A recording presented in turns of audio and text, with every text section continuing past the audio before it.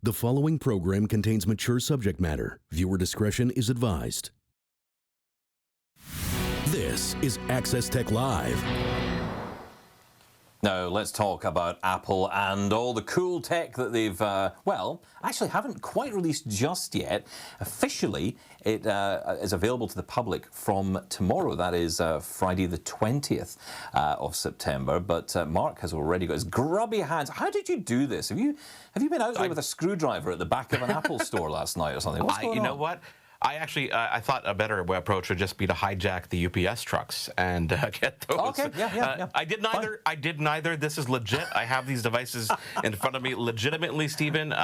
We've got some fun stuff. We've, of course, got the iPhone 16 Pro, which we'll unbox. We've got the AirPods 4, and we've got the, you know what? I didn't know I'd have the Apple Watch Series 10, but it arrived this morning. So look at you guys at home. Don't you benefit from my, of course, downside here? Like, this is actually a downside. What do you want me to start with, Stephen? Like, you want to open the iPhone first? Yeah, I think we should start with the iPhone. That's what everyone's talking about. So 16 Pro, this fantastic new one. No, this is not the Max, this is the Pro, right?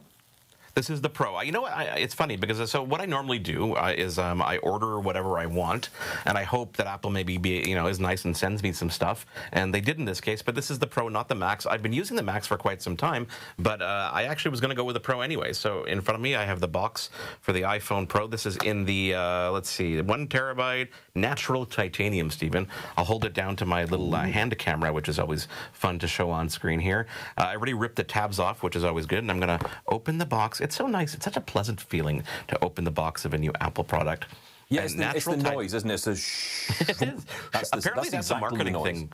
That's a marketing thing, apparently. So, of course, in the box, what they've been doing for many, many years now is the phone is the back facing up, so you see the cameras. Mostly because I think that the front is just glass on all these things. So I've got the natural titanium here, which is really kind of like a light gray finish, which is really nice. Of course, the back, it's matte on the back, whereas it's a little bit shiny around the actual camera itself. I'm going to hold the camera up to the camera as well here. I'm going to take the phone out of the box, which is fine. It has the nice covering on just the front. We're going to peel that off. I'm going to hold it near the microphone so you can hear that sound. Little ASMR of iPhones being opened. Oh, that's lovely. That's what I do. It's what I do. So I'm going to turn it on, too, because I want, of course, you guys at home to be able to experience this for the first time with me, which is, turning it on, seeing how big the screen is, because the screen is really nice. The other thing I noticed right off the bat, Stephen, is the metal rim around the edges is a nice kind of brushed finish. It's not shiny like the Pixels these days, so it doesn't get all the fingerprints on it, which is really neat. So the device is turning on here. The other thing to notice on the hardware side, of course, on the left side of the device when you're holding it, you've got the volume up and down and the action button. And on the other side, the right side, you've got that sleep-wake button on the top, and then the camera control area on the bottom, which when you rub your hand along it, you only feel like the imprint around it, but it is a tactile button. So when I push it down, it actually does depress, which is really interesting. I'm going to do that on camera as well. It's on the bottom right-hand side when you're holding it to face the screen towards you. And I push that. Yeah, it's kind of nice. Of course, the screen itself, definitely bigger with a thinner bezel around it. If I compare it to my other iPhone, which is the 15 Pro Max, which I have next to me as well, I'll bring that to the home screen next to it. Of course, it's a bit bigger because it's a Pro Max, but the bezel is larger on that one. You can visibly see it on the screen. So this screen size is a little bit larger than the Pros of previous generations, giving you a little bit more screen real estate. And the brightness actually goes all the way to 2,000 nits, but down to 1 nit of brightness, which means it can actually show you stuff in that locked screen state that actually moves. And this is something we'll talk about in the Apple Watch Series 10, of course. I'll put the phone aside for 1 second. In the box, no papers anymore, Stephen. We have just the USB-C to C cable, a nice braided cable, a white. No stickers, nothing.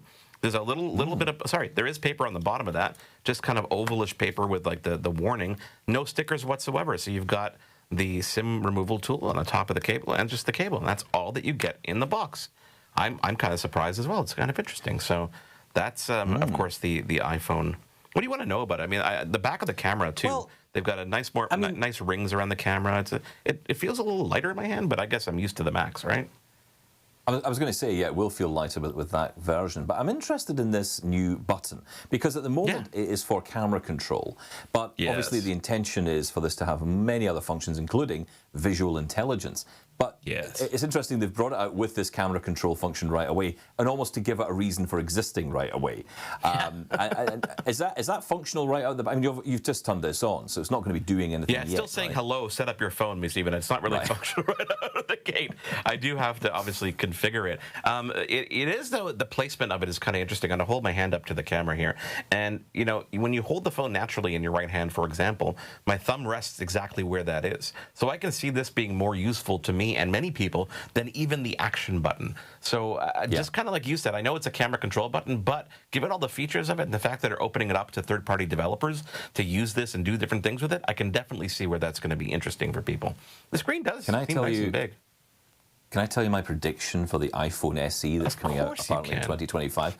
I think that camera button will be a Touch ID button on the iPhone SE. That's my prediction, because they didn't add Touch ID to those phones, so I'm wondering if they'll move away from, because Touch ID is on the SE, so I'm wondering if they'll bring it into that, and then they'll of course upgrade the camera control on the iPhone 17 to have Touch ID, and that's how we go. I'm starting to get the idea of how Apple do this. Yeah. Starting? It's only figuring out now. Just even I know. In front of me, I've got the original AirPods Pro 2. I've got that in my hand for a reason, and I've got the original AirPods in my reason because I'm going to unbox and open the new AirPods. These are the version with active noise cancellation. A little bit more expensive. Plus, it has the case with the speaker in it, so I'll hold it up to my little handy camera. We'll call it the handy camera, shall we? I love the packaging. I mean, they have these little tabs now in the back. I've pre-pulled the tabs a little bit, Stephen, because I've got really stubby fingers. So we're going to open the little area. Listen, you know my pain. Don't knock it. We get that nice feeling when you open the box, and we're going to open them up here. And this one, funny enough, has more papers in this packaging than even the iPhone has, which is kind of cool. So we'll put that aside.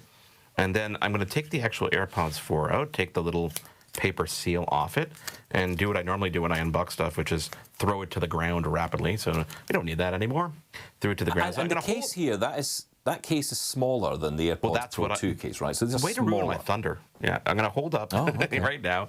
This is the original AirPods in my right hand, so screen left, and the new one immediately to the side of that. And yeah, the case is definitely smaller on the new AirPods Pro 4. And we're going to pop open the lid here, and this is the charging case. It has a new light on it. The light is actually hidden behind the actual plastic, so it doesn't look like it's protruding.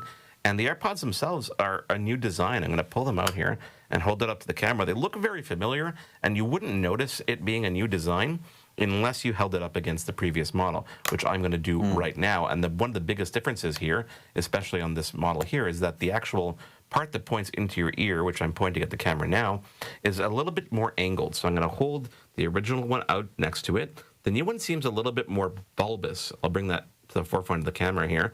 It's got a bigger speaker on the outside, which also has the microphones for noise cancellation. The actual part that sticks in your ear is also larger as well, and it's apparently ergonomically fit to even more people now. Now, I don't know about you, Stephen. I have problems with these in general staying in my ear. Yeah, you do, don't you? Even with the Pro. Like, even with the Pro, the silicone tips, I find it difficult. The design of these, very similar. There's a little capacitive button on the side of the stem. There's a little silver little notches on the bottom. That's for charging purposes. The contacts, of course, there's a microphone. Funny enough, Stephen, the microphone isn't even on the bottom of the stem anymore. In the previous models that I'm holding up, there was a little microphone on the bottom. But I think the microphone itself is actually on the side of the actual AirPod, which is kind of interesting. So, of course, we're going to put this to the test. And the noise cancellation, from what I understand, is amazing. So I'm definitely curious to see what the difference is with these. Marques Brownlee, MKBHD, said actually the noise cancellation is almost as good as the AirPods Pro. And consider that because the AirPods Pro have silicone tips that actually create a seal. So that's really interesting about these. Yeah, I mean, I've been reading various reviews, and on average, I'm hearing noise cancellation is about 50% of what you would get from the AirPods Pro 2, which does create, as you say, that seal. Yeah. So you're talking 50% potentially of that noise. And this was someone who was walking around from CNET. He was in New York City. That's the city where you can really test noise cancellation properly. Yeah, tell me about it. And, and like any major city, I guess. The interesting thing, of course, is AirPods 4 come in two variants. They come in the basic, you might argue, for 179 Canadian dollars, or 249 Canadian dollars for this new version with ANC, active noise cancellation built in. But you also get some other functionality. For example, you've got that speaker inside the case in the more expensive version. You get the active noise cancellation. You also get MagSafe charging, right? Yeah, you do get the MagSafe charging. A little bit of an issue apparently with the magnet. It's not as strong as other versions because of the size of the case, but you do get those features. And it's not that big of a price jump. It's only about $50 to $60 more. Stephen, I don't want to run out of time, so I'm going to show you the new Apple Watch Series 10 while we sit here and talk about this. I love these cases better, these packaging better, and I'll hold it up to my little handy camera because you don't have to worry about tabs. You just pull open the bottom, and they actually package these things together. So you have the watch itself in its own box, which I'm going to hold up in front of the camera, and then behind it you've got the actual band. So this is so they can in-store, they can package it. I'll leave the band aside now because they sent me, which band is this? The Carbon Neutral Sport Loop. Okay, we'll go with that. But the watch itself, of course, it has the tabs. Wait for my stubby fingers. We'll get that. I'm going to open the watch here, and I've taken off my Apple Watch Ultra, the second generation Ultra 2. Where are my fingers when I need them? So we can compare the size because everybody's saying that the size of this watch is akin, if not bigger, than the Apple Watch Ultra second generation. We'll get it open. There we go. Of course, in the box, you've got a little bit of paperwork. You've got the charging cable, which is inside the paperwork, the MagSafe charging cable, nice braided cable there as well. But here's the watch itself. I'm going to hold it up to the camera because it is strikingly thinner, Stephen. I mean, when you look at it on the side angle, especially compared to something like the Apple Watch Ultra, it is significantly thinner. It is noticeably thinner. And the screen itself, I mean, I'm going to turn it on right now so we can get a quick look at it before, we have to go to a break. And you're going to see that the screen real estate is, because of the new rim around it, it's a millimeter thinner than the other one. It's lighter, noticeably lighter. But side by side, we'll wait for the actual screen to turn on so we can get an idea of the actual size of it if we can. If not, and guess what? You're going to have to ask me questions about it. We'll show it to you next week.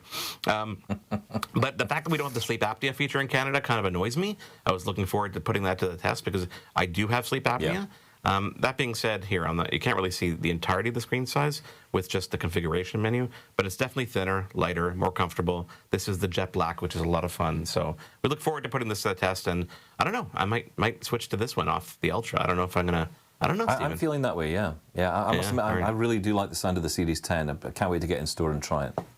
Yeah, no, it's going to be a lot of fun. So there you go. Those are new products from Apple. Of course, there's a regular iPhone 16 model as well, all in store tomorrow if you want to check it out before you go out and buy it. And that's the end of this. I get to go set this up now. Do we have to continue the show, or we have to? We do. We must continue. Okay. Yes. Okay, coming up here on Access Tech Live. Coming up on Access Tech Live, September marks Suicide Prevention Month. And more importantly, it's an important time to raise awareness and encourage open discussion around mental health. Now, our next guest is an author, a speaker, and an educator. His name is Jason Tyler McLean, and he has lived experience he's going to bring and shed some light on some stats and have this conversation after a quick break here on Access Tech Live. There's more Access Tech Live to come. Get involved and have your say at Access Tech Live on social media. We'll be right back.